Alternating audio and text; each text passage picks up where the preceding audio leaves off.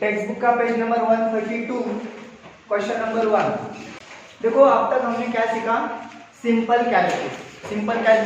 Simple cash book में क्या होता था, एक ही अमाउंट का कॉलम होता था, लेकिन आज से हमें सीखना है 2 कॉलम कैश बुक। क्या सीखना है? 2 column cash book. Simple cash book में सिर्फ कैश की एंट्रीज होती थी, पैसों का आना पैसों का जाना। यहाँ पे 2 कॉलम कैश बुक में क्या करना है हमें, 2 कॉलम कैश बुक में कैश के साथ साथ हमें बैंक की एंट्रीज भी सीखनी है। बैंक एंट्रीज यानी कि बैंक से पैसे आते हैं या बैंक से पैसे जाते हैं, तो वो एंट्रीज भी हमें यहाँ पे करनी है। तो सिंपल कैश बुक को हम सिंगल कॉलम कैश बुक भी कह सकते हैं, बिकॉज उसमें अमाउंट का एक ही कॉलम होता है। यहाँ पे अमाउंट के कितने कॉलम है? 2 कॉलम, जिसे हम क्या करेंगे, डबल कॉलम कैश बुक या फिर 2 कॉलम कैश बुक। तो देखो question page number 132, question number 1 क्या लिखा है? Prepare 2 column cash book of Seema traders. क्या बनाने के लिए बोला है?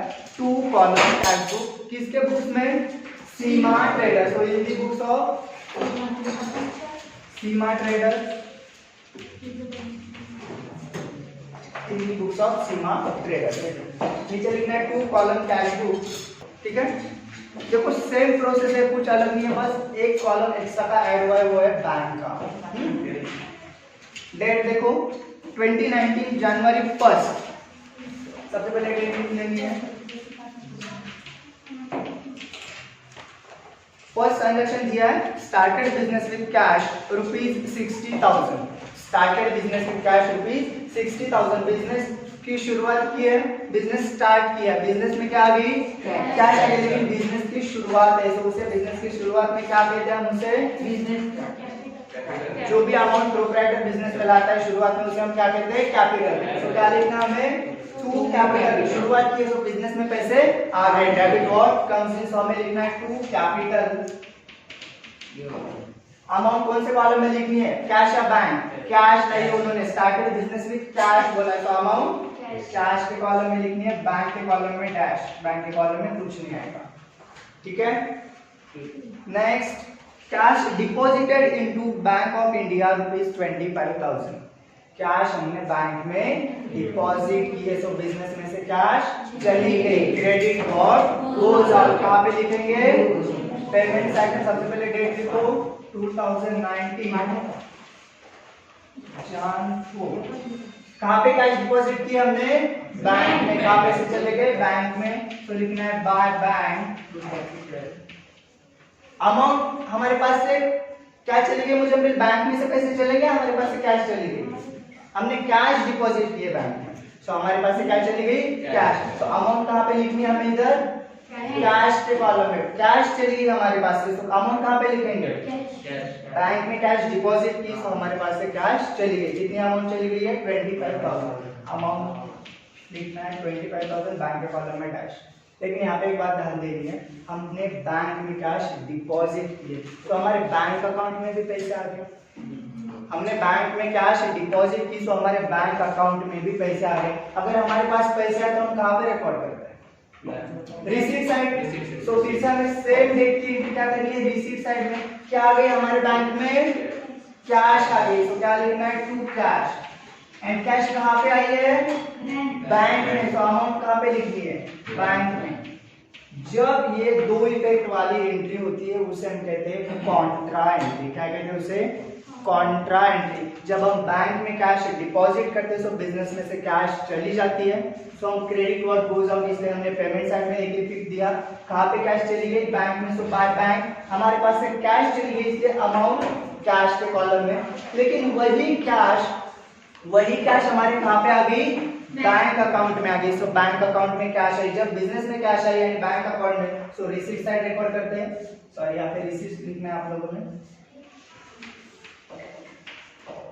हमारे पास बैंक में कैश आ गई, सो 2 कैश, लेकिन वो कैश कहाँ पे आ गई? हमारे बैंक अकाउंट में। सो अमाउंट लिखनी है बैंक के कॉलम में।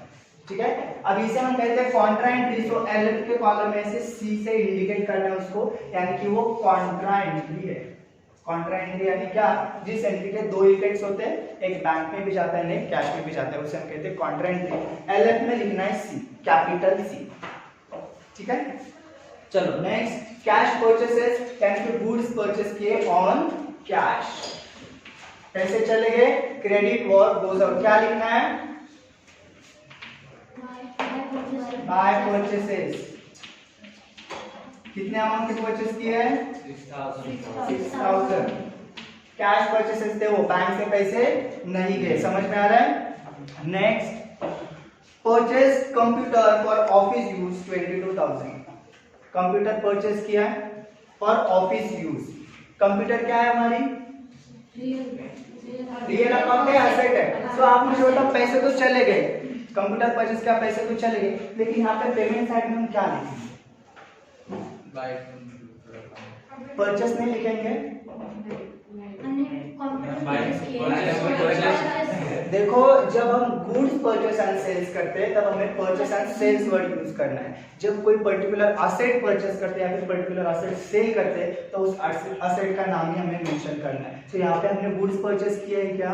नहीं। हमने कंप्यूटर हमारे लिए क्या है? प्रॉपर्टी हमारी असेट है। जब हम कोई असेट परचेस करते हैं तो उस पर्टिकुलर असेट का ही नाम हमें मेंशन करना है। तो हमने अभी परचेस क्या किया है?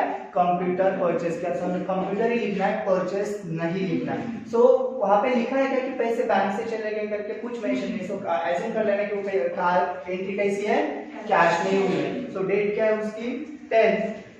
क्या लिखना है? Bye computer. Bye computer amount है 22,000।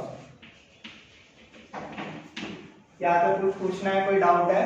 नहीं। चलो next, sold goods to Rakesh and company and received a bearer check with 10,000। आप bearer check यानी कि वो चेक जिसे हम कैश काउंटर पे जाके कैश विड्रॉ कर सकते हैं। तो हमारे पास फाइनली क्या आएगी? कैश। हमें bearer चेक मिला, हम बैंक में गए, काउंटर में वो चेक दिया, क्या की? कैश विड्रॉ की। तो हमारे पास फाइनली क्या आ गई? कैश आ गई। तो पैसे आ गए, कहाँ पे लिखेंगे? Receipt side. क्या लिखना है? किस चीज से पैसा है? To sales account. And amount कहाँ पे जाएगी? कैश में या बैंक में?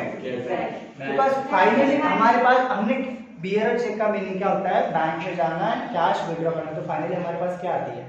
कैश आती है। अगर वो चेक क्रॉस चेक होता है या अकाउंट पे चेक होता तो फिर वो पैसे कहाँ पे जाते? बैंक में। तो हम एंट्री कहाँ पे पोस्ट करते हैं? इसकी बैंक अकाउंट में। अकाउंट पे चेक का मीनिंग क्या होता है कि आपको वो चेक जो होता है बैंक में ही डिपॉजिट करना होता है, कैश काउंटर पे उसकी हमें अमाउंट नहीं मिलती है। सो फाइनली हमारे पास क्या आ गई? कैश। सो कैश के कॉलम में हमें एंट्री करनी है 10,000। डेट है उसकी 15। समझ में आया? चलो नेक्स्ट, अब देखो आगे क्या बोला है? Rakesh cheques deposited into bank. उसके ऊपर का ट्रांजैक्शन देखो सबसे पहले। Sold goods to Rakesh and company, हमने राकेश एंड कंपनी को क्या किया था? सेल किया था। And received a bearer cheque, वो बियरर चेक भी क्या किया हमने? कैश विड्रॉ किया, यानी कि वो पैसे भी हमारे पास आ गए। लेकिन अभी के ट्रांजैक्शन में बोल रहे Rakesh check deposited into bank, यानी कि जो राकेश चेक हमने रिसीव किया था, यानी कि जो बियरर चेक था उसकी जो हमने कैश विड्रॉ की थी, इसका मतलब ये है कि वो कैश अभी हमने बैंक में डिपॉजिट की है। चेक बैंक में डिपॉजिट नहीं किया बिकॉज राकेश से हमें बियरर चेक रिसीव हुआ था। बियरर चेक रिसीव हुआ यानी कि हमने कैश विड्रॉ की। अब वही कैश हमने क्या की? बैंक में डिपॉजिट की। क्या की हमने? बैंक में डिपॉजिट की। तो हमारे पास से क्या चली गई?